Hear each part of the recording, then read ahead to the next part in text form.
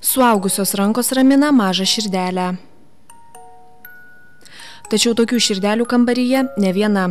Vilniaus sutrikusio vystymosi kūdikių namuose augantis mažyliai dalinasi kelių auklėtojų šypsenomis ir prisilietimais. Palikti, išduoti, nemylimi. Šie žodžiai tampa gyvenimo pradžios pamatu. Daugelio šių kūdikių ateitis – vaikų globos namai.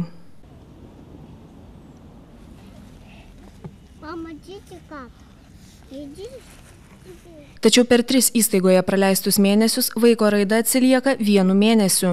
Tokie vaikai 10 kartų labiau nei šeimose augantis bendraamžiai rizikuoja būti įtraukti į prostituciją. Yra pas jūsų mašinai, yra pistoletą? 40 kartų dažniau linkę nusikalsti, 500 kartų labiau linkę į savižudybę. Davai nefankinkit mano duomenius. Dėl tokios liūdnos statistikos kaltos toli gražu neįgimtos ligos. Žymaus vaikų ir paauglių psichiatro Dainiaus Pūro teigimu, pakeisti esamą situaciją galima įgyvendinus deinstitucionalizaciją, tai yra atsisakius institucinio vaikų globos modelio.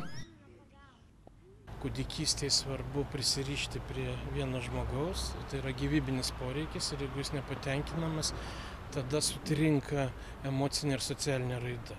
Tai šitą vakarų pasaulis seniai žinojo, tuo patikėjo ir dėl to atsisakė vaikų namų ir ypač kūdikių namų. Buvimas kūdikių namuose pripažįstamas prievartai, nes tai yra emocinė ilgalaikė nepriežiūra, tai yra tas pats, kas prievarta, nes tu kaip kūdikis, kaip pilietis negauni bazinio poreikio, be kurio neįmanoma sveikai vystytis. Tai yra nuolatinio emocinio ryšio, kartu su tuo pačiu žmogumi. Nes jeigu tu užmigdamas matai vieną, atsibūsdamas matai kitą ir tai visą laiką tas konvejeris keičiasi, tai ten viskas sutrinka smegenyse.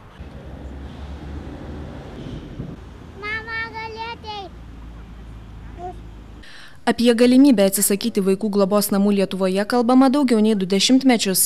Tačiau įstaigų vadovai abejoja, ar tokioms idėjoms išsipildyti lemta. Esą per daugybę metų vaikų globos namų poreikis nesumažėjo.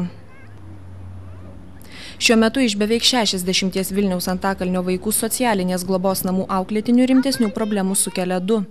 Jie pikti ir nelaimingi. Šie vaikai nepasitiki nei savimi, nei aplinkiniais.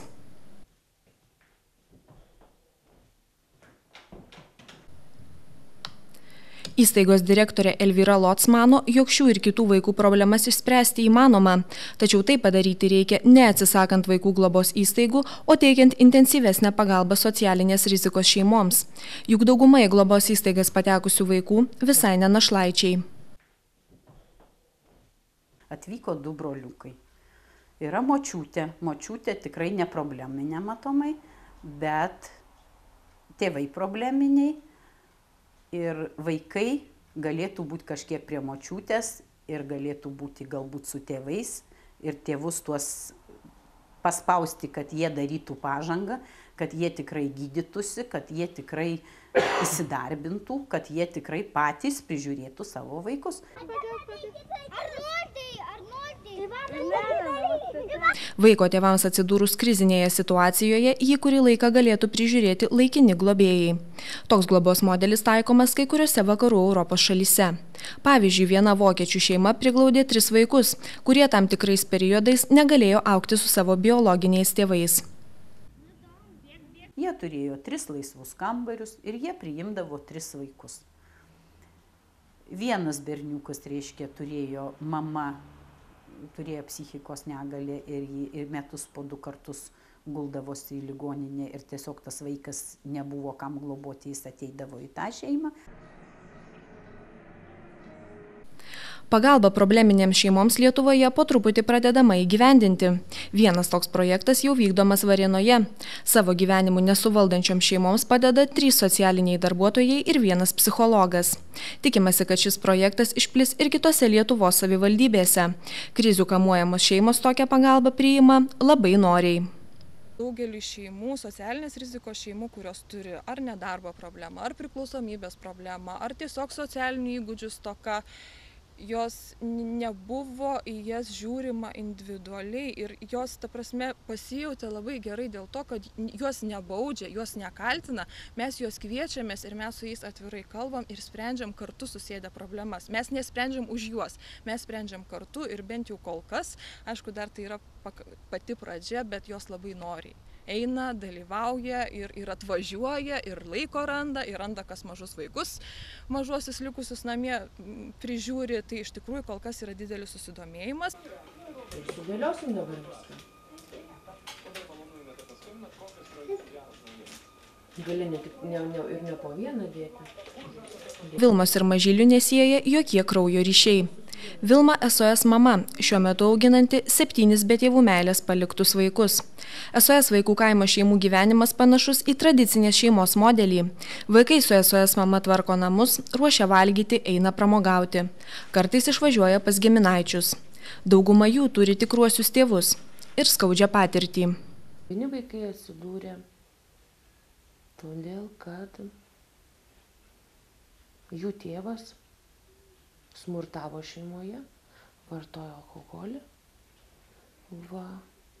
Tai dėl to kiti vaikai atsidūrė dėl to, kad mama buvo priklausoma nuo narkotikų. Ir tada užsiveda viskas į nepriežiūrą ir vaikų palikimas vienų. Paskui, aišku, kai jie čia atsidūrė po 2 metų, mama numirė, tai liko našlaičiai šitie vaikai. Nepaisant to, mažieji vienas kitą laiko artimiausiai žmonėmis. Trumpalaikius kivirčus užgožia noras būti šeimos dalimi ir turėti atramą gyvenime. Išėję jau į plačiau, į kaimo bendruomenę ar, sakykime, vienoje mokykloje mokosi, tai jau vienas kito laikosi. Jau laikosi ir nevadina, kad tai yra mano brolis ar sesė, bet kad tai yra mūsų šeima, kad tai yra mūsų patys artimiausi žmonės, tai tas turi reikšmės. Tačiau šiuo metu Vilmos šeimoje iš 7 vaikų liko tik 6. 16-metė globotinė Vilniaus vaikų socializacijos centre atlieka 1 metų bausmę. Pačioj kūdikystėje, nuo pat gimimo, savo biologiniai šeimoje buvo palikta, buvo neprižiūrėta. Matė daug muštynių, matė daug kraujo. Ir dabar jinai šitaip išveikinėja viską. Viskam prieštarauja. Ir taip ir atsitiko, kad jinai ten. Skaudžių istorijų pasitaiko ir daugiau. Galbūt merginos gyvenimas galėjo būti kitoks. Ekspertų nuomonė, skaudžių atvejų sumažėtų atsisakius vaikų globos namų, o SOS vaikų kaimo namų modelio įstaigos galėtų būti sėkmingų tramplinų tai įgyvendinant. Daugelis vakarų Europos valstybių to atsisakė arba turi labai mažyčius tikrai šeimyninius globos namus, kuriuose auga 8-10 vaikų. Tai mes šiuo atveju turime iš tiesų atsisakyti pirmiausia didelių globos įstaigų, o antras dalykas, kaip ir tos šalis, kurios atsisakė didelių įstaigų ir jau atsisakinėja ir mažų, mes turėtumėm jau iš karto tiesiog taikyti modelį, kad vaikas turi augti šeimoje. Tai gali būti mažos institucijos, šeimos modelio institucijos. Pavyzdžiui, SOS vaikų kaimas yra pavyzdys, kaip tai gali veikti. Jeigu atsigręžtumėte į istoriją, globos įstaigos atsirado 18–19 amžiuje. Turėjome žmonių, vaikų, kurie neturėjo šeimų, nepritapo prie visuomenės, todėl buvo atskirti nuo jos ir nuo gyvenimo. Tai yra problema, tai nederama. Mes nenorime, kad tai tęstųsi. Nors SOS vaikų kaime augantis vaikai gyvena su netikromis, tačiau rūpestingomis mamomis, jų širdelės trokšta ko kita. Atlikus tyrimą Vytauto Didžiojo universitete paaiškėjo, kad 90% institucijose gyvenančių vaikų norėtų augti biologinėse savo šeimose. Todėl kai kurie institucijų atstovai įsitikinę, kad vaikų globos namų modelių kaitaliojimas ar visiškas jų atsisakymas problemos neišspręs. Tai jeigu gyvens nameliuose atskiruose, ar jie gyvens kotedžuose, ar kažkur ir bus uždaryti tie globos namai, kurie šiuo metu yra puikiai įrengti, tai iš esmės pasikeis tik tai jų buities gyvenimo sąlygos, sakykime, mažiau vaikų gyvens Ir, šiek tiek ta atmosfera tokia bus gal, kad jų mažiau bus. Tačiau visos kitos problemos išliks. Niekas jiem neatstos mamos, niekas jiem neatstos tėvelio, ar jie gyvens name, ar jie gyvena dabar tokiuose globos namuose. Tai, kad vaikų namai reikalingi, mano ir juose užaugę globotiniai.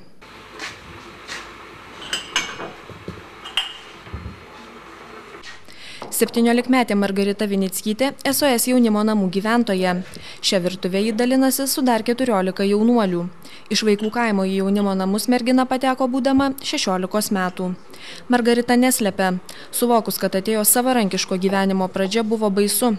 Tačiau žengti į suaugusiųjų pasaulį jai padėjo SOS mama. Prieš atėjimą tavo vasarą pradėjau panikuoti, mama, ką daryti. Mama viską nuraminus, derinam, suplanavom, kad viskas bus gerai, baig nervuotis, tu esi pasiruošęs. Ir jau kai atėjo laikas, atėjau, pamačiau čia viską, įsidrąsinau ir nebeliko jau to nerimo, buvo viskas gerai. Gyvenimas jaunimo namuose yra kur kas savarankiškesnis nei vaikų kaime. Mergina įsitikinusi, kad tokios įstaigos gali išgelbėti dar nesubrendusią jauną asmenybę. Čia daug kas yra nusivažiavęs, bet šitie namai padeda pakilti viršų. Ten tokį mąstymą turėti pamažu taip. Žengti pamažu į suaugusį gyvenimą, o ne iškart pult kniupščiai. Tai reikia tokių daugiau, manau. Padeda labai. Baigusi mokyklą, Margarita planuoja išvykti į Kauną ir studijuoti veterinariją. Ten mergina svajoja pradėti naują gyvenimą. Tam jaunuoliai šioje įstaigoje ir ruošiasi. Jie čia mokinasi savarankiškumo, gaminasi maistą, apsipirkinėja, gauna lėšas, pinigus, maisto pinigus, higienos reikmėm pinigus ir už juos atsiskaito. Dirba profesionalių darbuotojų komanda, kad ir socialiniai darbuotojai, kurie jaunuoliam padeda spręsti visokius gyvenimiškus klausimus. Išėjimą į kitokį pasaulį puikiai prisimena ir Alytaus vaikų globos namuose užaugę broliai dvyniai, žinomi menininkai Algirdas ir Remigijus Gataveckai. Emocijos tai buvo labai, tokios, kaip čia broliai pasakysi, tuščios, baimingos tokios emocijos, iš tikrųjų stresingos, nežinai, nei kur tu dėsies, nei ką, taip per daug. Bet mūsų atveju gal buvo šiek tiek geriau, nes mes, kada įstojom į Dailės akademiją, tai gavom bendrabutį. Bet irgi vienu momentu taip neaišku viskas. Pats momentas išėjimas jau veikia viduje. Verda nežinomybė. Nežinomybė į ateitį.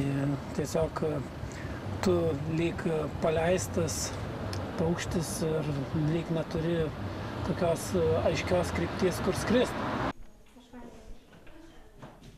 Brolių nuomonė atsakyti, ar Lietuvai reikia vaikų globos namų, sudėtinga.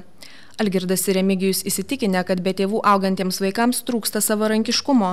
Esą tai yra viena esminių problemų, kodėl tokie vaikai nesudeda pamatų tolesniam gyvenimui. Ten galvoju už tave, o dabar reikia pačiam galvoti už save. Tai tam tikros tiesos yra. Nors ten ir mokina savarankiškai, kad jie savarankiškai mąstytų, eitų į parduotuvę savarankiškai pirktis, tam skirti pinigėlį ir bando integruoti ir tvarkyti šitą problemą. Bet vis tiek, suprantat, toks psichologinis momentas yra, jis niekur nedingsta. Ir manau, kad vaikai dar netgi, kada skatinama savarankiškai viską daryti, manau, kad jie bent jau ten, kur aš augau, jaučiu, kad dar jie patys to nenori daryti. Jaučia, kad aš dar galiu ir net nedaryti. Suprantat, dar nelaikas man daryti. Ir yra iš vaikų problemos.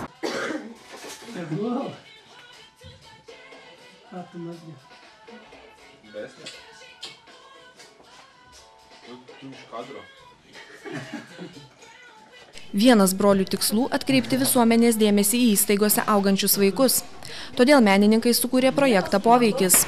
Paveiksluose pavaizduoti Alytaus globos namų auklėtiniai.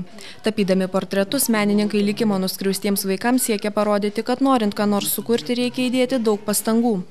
Broliai tikisi, kad šis projektas bus pavyzdys vaikams ir įkvėps juos kibti į gyvenimą išėjus iš globos įstaigų. Be tėvų šilumos Lietuvoje šiuo metu auga beveik 4000 vaikų. Jie gyvena 97 globos įstaigose. Socialinės apsaugos ir darbo ministerijos sukurta darbo grupė vykdo savivaldybių ir bandomųjų regionų atranką. Čia 2015-2020 metais bus vykdoma institucinės globos pertvarka. Seimą turėtų pasiekti naujas vaiko teisių apsaugos pagrindų įstatymo pakeitimo įstatymas. Ten yra numatyta visa eilė priemonių, kad, sakykime, net ir vaiko paėmimas iš šeimos, jisai būtų sugriežtintas. Mes siūlom, kad tai būtų tik tai per teismus, nes ta statistika rodo, kad vis tik dabartinė tvarka jinai netitinka jų šiandieninių reikalavimų. Per metus globos įstaigas palieka apie 420 pilnametystės sulaukusių jaunuolių. Dauguma jų gyventi persikelia į mokslo įstaigų bendrabučius. Vaikų globos namuose gyvena ir 21 metų jaunuolių, tačiau jų mažuma. Išėję iš globos įstaigų jie gauna vienkartinę 9750 litų išmoką. Tai jų investicija į ateitį. Ateitį, kurią galima pakeisti.